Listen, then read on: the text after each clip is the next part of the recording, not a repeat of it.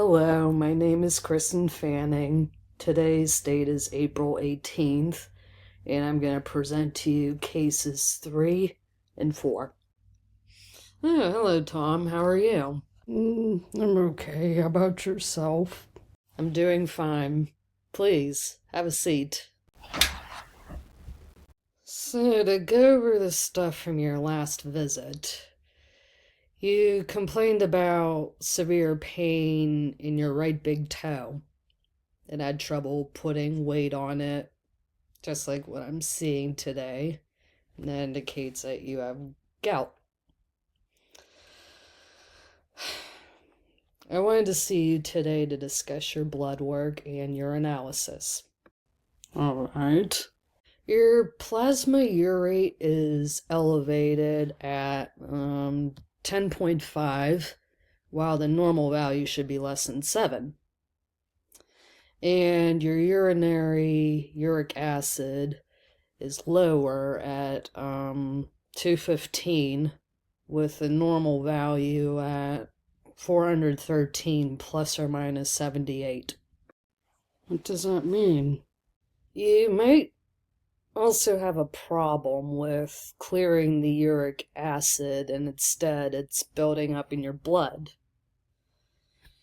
If your hypoxanthine guanine phosphoribosyl transferase enzymes are not salvaging the purines properly by converting the guanine and hypoxanthine into guanosine monophosphate and inosine monophosphate, there should be high amounts of uric acid from the guanine and hypoxanthine found in your urine, just like what would be seen in Lesch-Nyhan syndrome.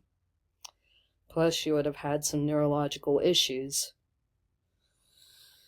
You're obviously not excreting enough uric acid in your urine, but you've never complained about any signs that may indicate kidney stones.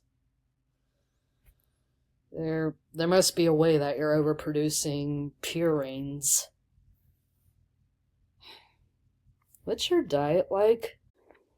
My food diet is normal, but I switched from drinking diet sodas to regular soda because I heard that fake sugars and diet soda is bad for me. Okay. How much regular soda do you drink in one day? Between 4 or 5 liters per day. What's wrong with that? Tom,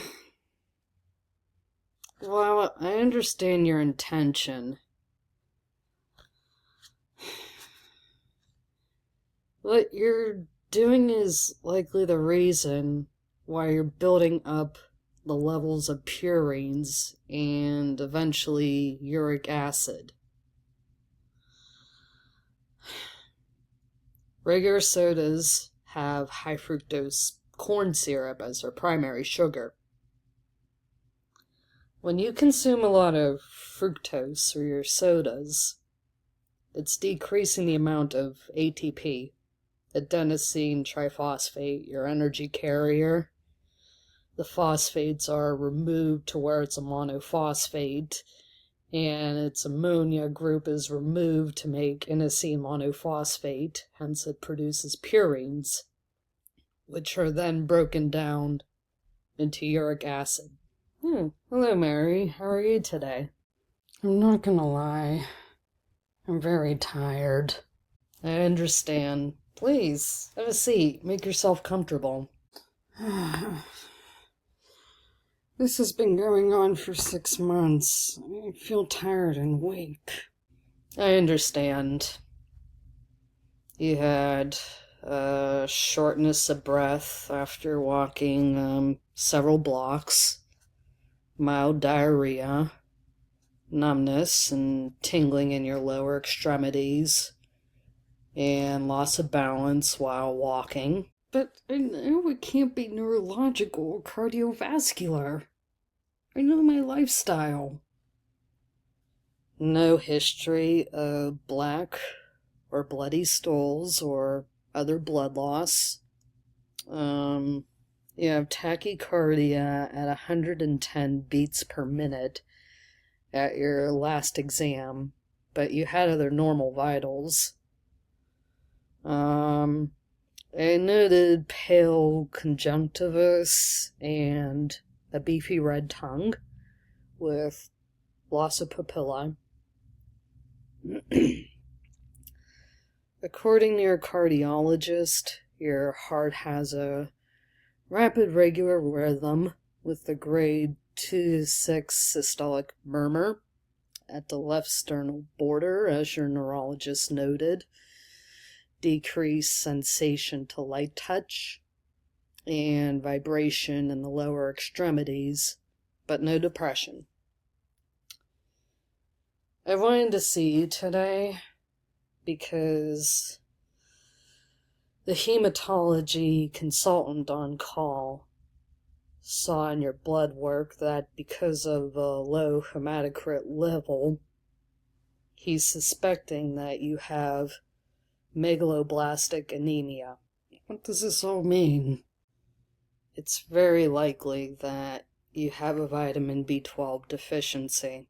Are you sure it's not iron deficiency? Yes. The consultant would have noted low iron levels and smaller, paler red blood cells and iron deficiency anemia. Megaloblastic anemia is different. The red blood cells in there would be bigger and immature, and it's often associated with B12 deficiency. While vitamin B6 deficiency may be an option, I never saw any rashes. The consultant would have noted microcytic anemia, and neurologists never noted depression or seizures. So, what is happening to me? What is this vitamin B12 deficiency? So you usually ingest B12 from your food, like dairy, meat, eggs. When it's absorbed in your gut, it's used as a cofactor of enzymes to produce the building blocks of DNA, purines and pyrimidines. It does so with the help of folate to produce and mature red blood cells in your bone marrow.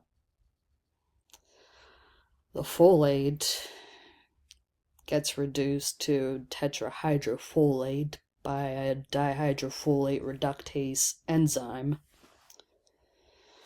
And the tetrahydrofolate gives up a carbon, a methyl group to be exact, to vitamin B12 to remethylate homocysteine into methionine, an essential amino acid that you need from your diet. The free tetrahydrofolate goes to an enzyme called thymidylate synthase to produce pyrimidines.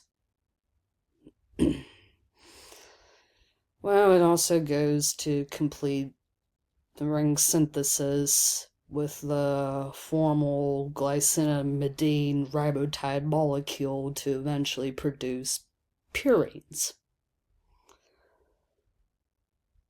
Hence, how folate and vitamin B12 are important for your DNA production in red blood cells. Now, I know this is a mouthful to you, but the big picture is that if you're low on B12 and folate, now knowing that they both work together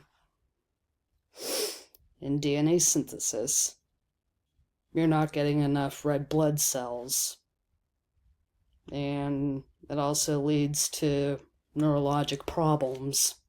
Okay. I know this is a lot for you to take in, and I'll mail you some information to help you understand the disease once that's confirmed. But do you have any questions for me? So, what happens next?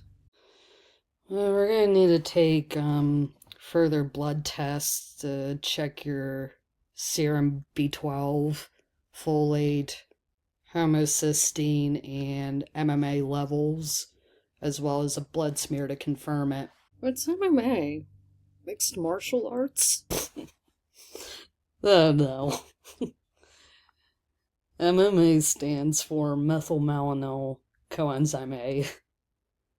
B12 is needed to convert MMA to succinyl coenzyme A that will be used for glucose metabolism, such as in the Krebs cycle. Without B12, I'm expecting to see high levels of MMA in your blood serum. Oh, okay. Do you have any more questions for me? Nothing else I could think of. Alright. Mary, it was good seeing you. I'll send you a script for your next blood work, and if you have any questions, feel free to call my office. Certainly. Thank you for your time. Of course. When you're ready, you can go to the right and go to the door at the end of the hallway for checkout. Thank you. Oh, you're welcome. Have a good rest of your day.